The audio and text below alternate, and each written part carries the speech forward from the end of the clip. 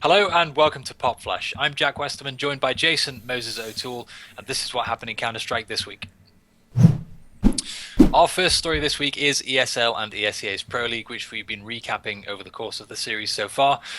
This week marks the end of Week 6 and the start of Week 7, getting very close to the LAN finals now. So, Moses, let me first of all pick your brains as to some of the results we saw in North America this week. It's been a week of small but costly mistakes for some teams. Cloud9 lost to Keydstars but came back to beat Nihilum. LG beat CLG but lost to Keydstars, and Keydstars beat Cloud9 and also defeated Luminosity in 5 overtimes on DE Mirage. As we said, this has been a week of small but costly mistakes. Teams have lost games and it's really hurt them in the standings. And I think that's probably because things were so tight at the top of the league already. Is that fair to Right. say? Oh yeah, absolutely. And I mean, to be fair, there was no small costly mistakes in C9 versus Keyd. Keydstars absolutely crushed them, 16-6 on Overpass. And I think it's fair to say, coming into the season, we thought that Keydstars, and rightly so, their best map would be Mirage. But on Overpass, they just are far and above the best team in the North American region. The real big costly mistakes came in that 5 overtime match. First of all, there was a round in the second half where Luminosity, I mean, they came out to a commanding lead in the first half, like 12-3, and in the second half they had the bomb down. It was a 2-on-1. They had perfect positioning, and a Keydstars member was able to to defuse the bomb with a kit, but neither of the two people peaked at all whatsoever. I mean, it was a clear situation where it was just a massive goof, massive communication error. That match should have never gone into 5 overtimes. That should have been LG winning that in regulation. And then you could see how that messes up the standings just because of that one small mistake. Now, Keydstars had the same exact mistake in a round in overtime that almost cost them the match, but they managed to recover from it.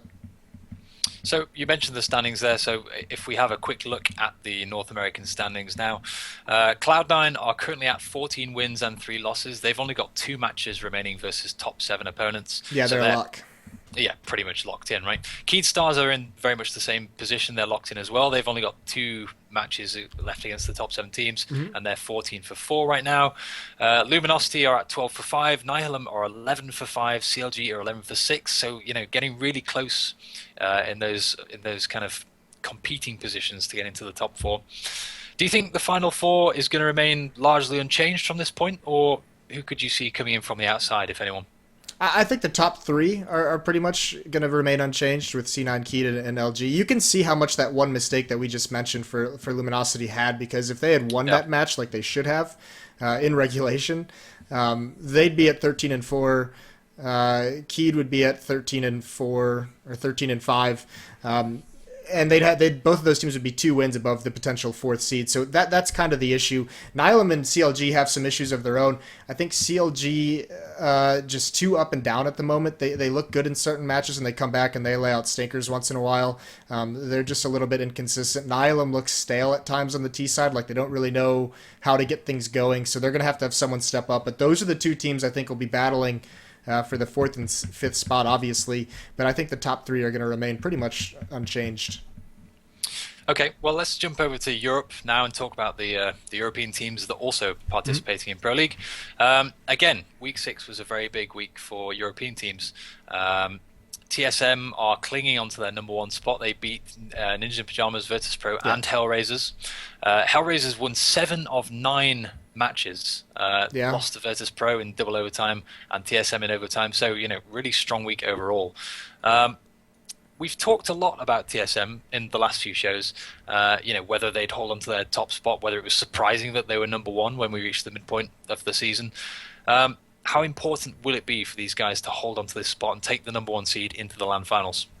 I mean, it's going to be important. It's not. I mean, it's not a huge deal. The biggest thing is going to see how that number 1 seed is going to affect when they meet Fnatic in the brackets, because I think, I mean, those 2 teams recently have really established themselves as the top 2 teams in the world at the moment. So really to see how that top seed affects that matchup and where it comes along in the bracket stage. I think also, I mean, we've seen how much the number 1 seed can impact. It's always great to have that advantage.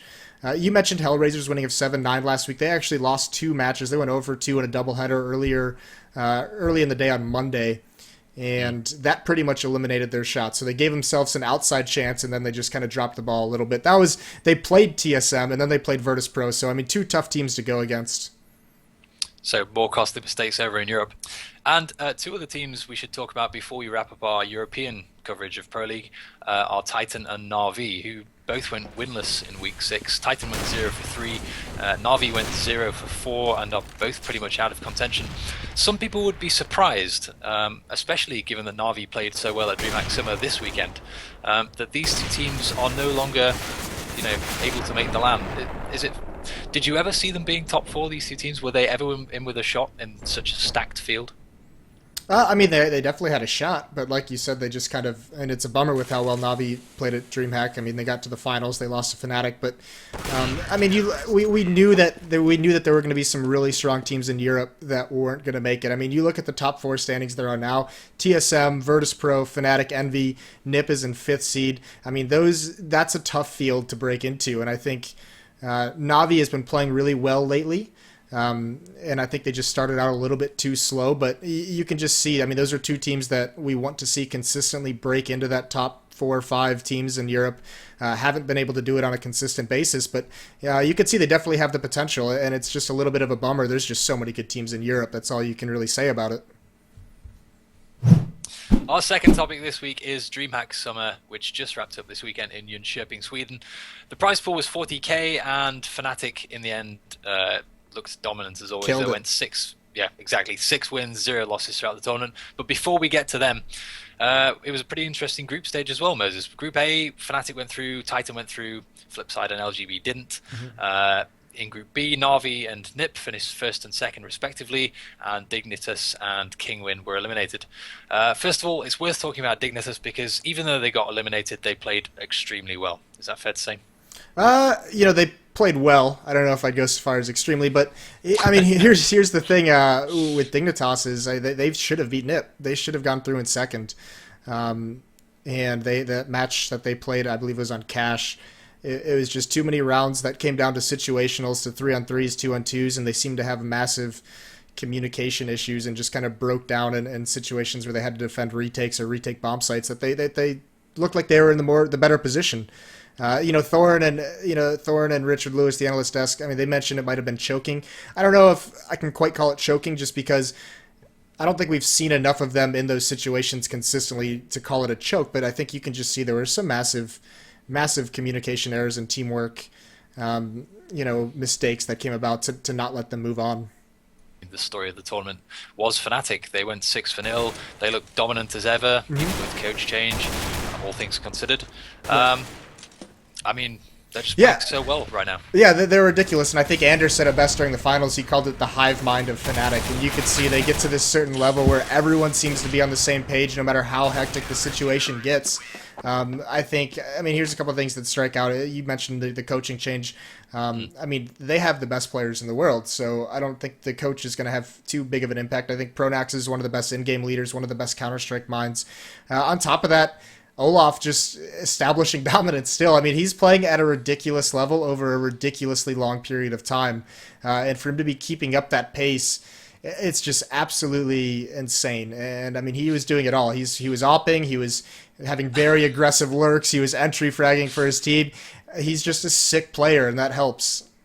The only thing I will say, I was really bummed. I wanted to see that Fnatic Titan matchup because Titan's the team who's like really struck out as some of the kryptonite for Fnatic at times. TSM also beats them consistently, but Titan gives them good best of threes, and unfortunately they just fell short against Na'Vi, which has been kind of their MO lately.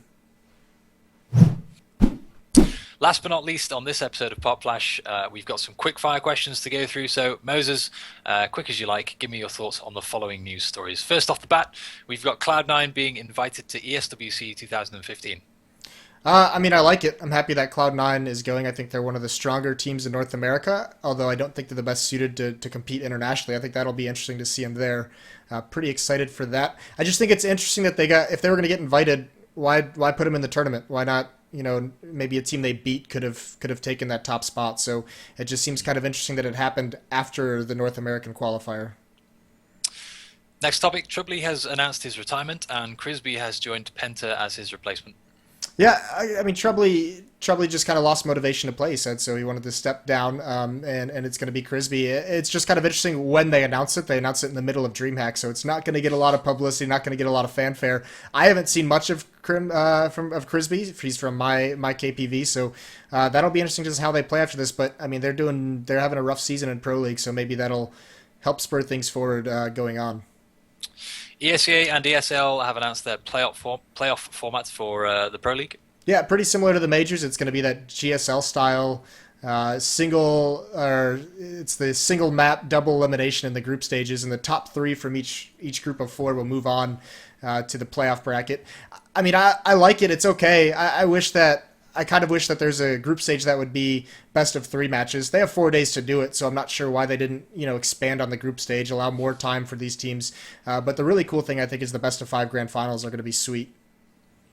And last topic for you, ESEA and ESL's Pro League once again have announced their relegation structure for next season. I love this. I've been pushing for this for a number of seasons now, back from when I was competing a few seasons back. I think it's much better than just eyeballing teams that are in the Premier League. They should have. I mean, when you're having this much prize money, not only being given out online, but just up for grabs in general, you should have to earn your spot in Pro League. And I'm pretty excited to see.